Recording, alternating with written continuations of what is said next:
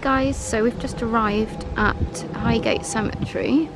It's absolutely incredible. This is actually the east side, so there's two sides to it. You've got the west side, which was built first. Well, not built, but you know what I mean. And then this side came along a bit later. It's huge actually. That's the entrance up there, and you can actually see the building the other side. That's the entrance for the west side. We might go in there, I'm not sure. So anyway, this side was opened in 1854, and the west side was opened in 1839, and it was originally a plan to open 7 large modern cemeteries known as the Magnificent Seven. And both sides apparently are still used today for burials actually, which I didn't realise. I'm not going to do too much talking actually. There's a lot you can actually look up online if you're interested in hearing about it, but I'm just going to mainly film it actually because it's quite a peaceful place. And obviously I don't want to disturb too many people that might be here visiting relatives, so we'll just carry the camera. There's a lot of famous people buried here. Karl Marx is buried here.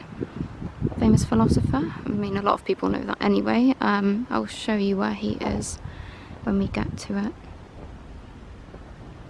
Really big cross here actually. You can see it goes all the way across. Some of these tombstones are huge. Like really massive. I mean, it doesn't really do it justice, but I mean, so like there's a tree there, and like they're huge. Must have cost a lot of money. People that were buried here were typically quite well off, you know, or famous, you know, that kind of thing. It's very pretty. It's very peaceful actually. I mean, it's definitely eerie as well. Yeah, it's just incredible really. It really is. I think we're getting near to Karl Marx now actually. I can actually see it from here. So here we go, this is Karl Marx tombstone. Again, you can't really tell how big it is, but it is absolutely huge. I'll stand next to it. Brandon says he'll stand next to it. Brandon's 6'5.5", so he's very tall. And so yeah, that kind of gives you an idea of how massive it is. People still leave candles and flowers for him even now. So yeah, there you go. I'll zoom in a bit actually. Top there. It's actually quite detailed as well.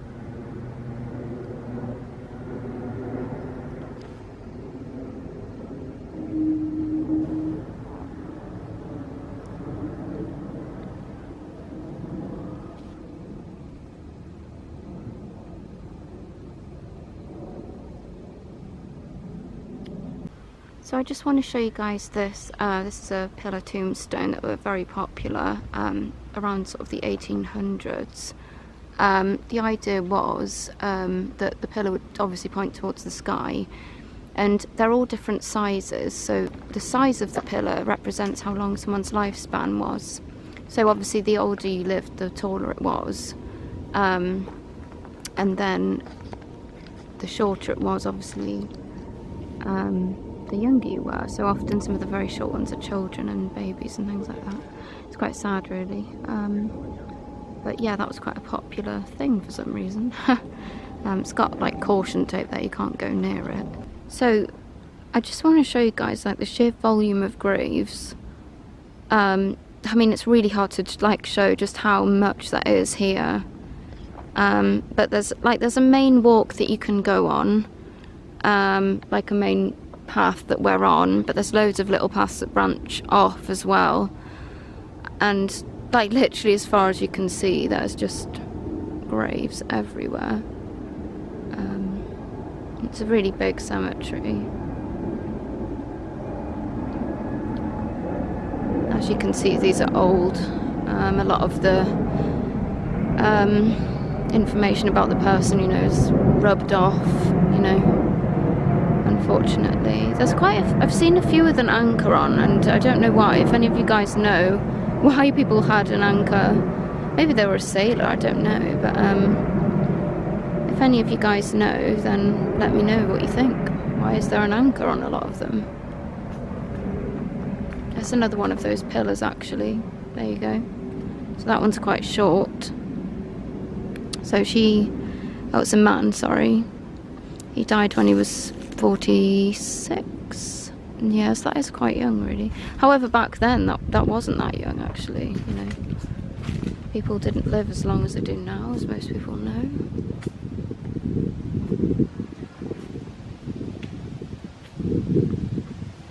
I just want to show you this, but actually, try and zoom in. You can see it's just like a path, and there's just, I mean, there's this all the way along. There's just graves as far as you can see.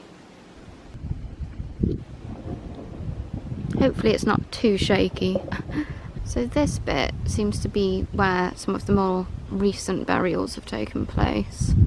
As I said, a lot of the burials are still going on today. So I just want to show you these two graves. These are two political tombstones here. This one here was for the activist for supporting democracy in war-torn Iraq. He died in 1987 when he was 43. I just don't know if many people would show these, but they obviously dedicated their life to try and make the world a better place, basically. So they deserve to be shown. This guy here was a South African leader of the Communist Party, and he dedicated his life to national liberation, socialism, and world peace, and he died in 1983. So I just want to show you this tombstone. It's a piano. Like, I saw it from a distance. I've heard about this one. The famous pianist Harry Thornton. He actually died in 1918 due to the flu pandemic. But yeah, it's a pretty incredible tombstone. It's not like any of the others. So to show you guys that one. Got another famous one here, Malcolm McLaren. It's a pretty cool tombstone, actually. I quite like that. It seems like there's certain areas that do have more people that are better known. There's a few actors around here as well. The one I just showed you, the piano tombstone, is very near this one. So I'm just going to zoom out and show you guys up here. I've literally never done this kind of video before, actually, so I hope it's okay for you guys. I hope you're enjoying it. But yeah, it's kind of different to my usual health videos, you know. But this is the stuff I'm really into. I know it seems a bit morbid. I mean, I'm not like into gravestones as such. It's just kind of like the historic side of things, and I mean, it just is fascinating, really. Like, just looking at this place. This one is huge. There you go. Again, you can't really tell how big it is, but if you look at the trees, these trees are really tall. It's so big. I know I keep saying that, but it is such a big cemetery. Yeah. Oh, there's some more of these pillars that I was telling you guys about. They're quite tall, those two. There's obviously a lot of, you know, angels and things like that as well. It's so hot though. Oh God. We've been once before to the west side, which was incredible. The catacombs are there. And so that was really interesting, but you're not really allowed to film in that part, unfortunately. George Michael's buried the other side as well. I do have a short video on that, which I will link at the end of this video, and I'll put a link up on the screen for you if you're interested in seeing that. Yeah, but it's just so hot though. We're both feeling a bit rough, to be honest. There's a couple of weird ones, actually. This is weird. It says dead. actually that one's a famous one as well. I can't remember. Oh, I'm sure it says Patrick Caulfield. It's an unusual thing. I wonder why you'd want that written though. It's kind of artistic looking though. But yeah, we're really feeling the heat, so I think we're almost done here actually.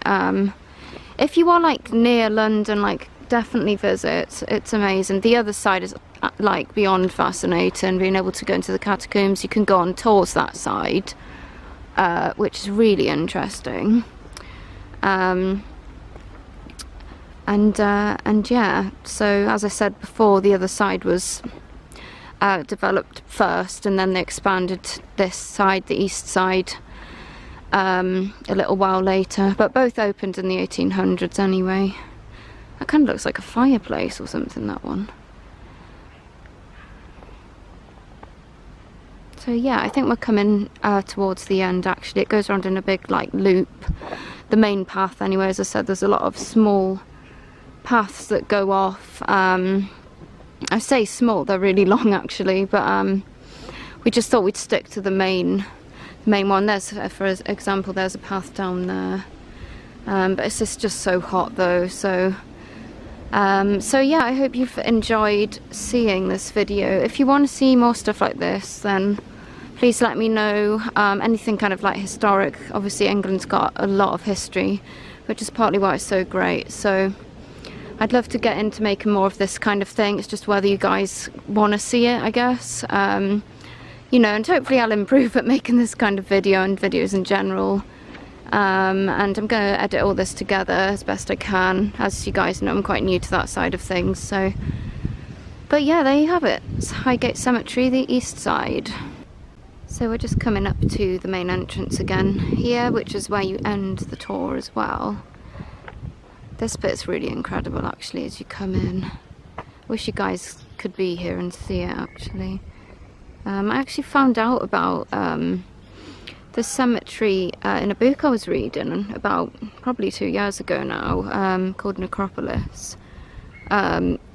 It's a good read actually, very interesting. Well, I mean, obviously it depends what your interests are, but if you're watching this video, you may probably maybe a bit like me, and you do like sort of morbid historical kind of stuff, so I definitely recommend that book. I mean, yeah, I mean, I'm not trying to sell it or anything, and I'm not being sponsored by anyone for this video. It's just I suddenly remembered how I'd found out about this. I wouldn't have even known about this place if it wasn't for that book. It's a couple of the large, is it mausoleums? Mausoleums, yeah. There's loads. I think we can, I'll try and go sort of around this way to this one. But the other, honestly, the other side is just incredible. But they are a lot more strict about filming around there. So again, like if you come here and you'd only have time for one side, I personally would recommend the other side. You know, there's just more to it in the sense that you've got the catacombs and sort of this kind of general, obviously, graves, and then the mausoleums as well. And you can go on tours of both sides actually. The tour was really good. You obviously get all the information that way. Yeah. I keep thinking I'm done, and then and then there's more to show you. So there you have it. Anyway, we really are coming up to the exit now. So hope you've enjoyed it, and I'll speak to you guys soon. Hopefully we're gonna head off to a couple more interesting places whilst we're here. I think we're going to try and go to Westminster Abbey and Buckingham Palace, and maybe the Tower of London if we have time. Well, it'll definitely be one of them at least. We're going to squeeze in as much as we can. So I'm not sure yet whether I'm going to have this as a separate video. Maybe I will, because it's turned out to be quite long. If so, just there'll be links to the other videos that you'll be able to watch. I'll speak to you guys soon.